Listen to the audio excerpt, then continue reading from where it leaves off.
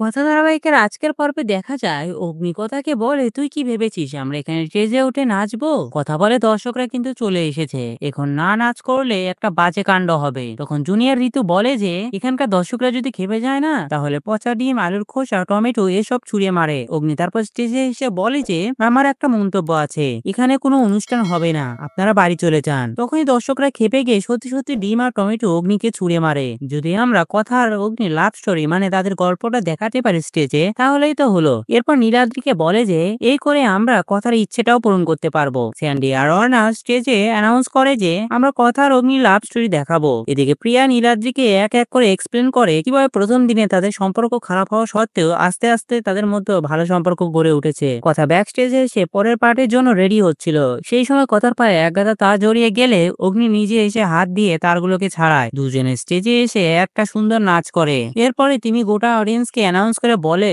তারপরে আর কি, দুজনে প্রেম করে কাটিয়ে দিল সারা জীবন। তখনই অগ্নি জিজ্ঞেস করে এটা কে ডিসাইড করেছে? তিমির বলে কে ডিসাইড করবে? আমি ডিসাইড করেছি, বেশি কথা বলিস না আর দুজনে জমিয়ে দে। তো বন্ধুরা, ভিডিওটি কেমন লাগলো কমেন্ট করে জানাও, আর এমন গসিপসে আপডেট পেতে আমার চ্যানেলটি সাবস্ক্রাইব করুন।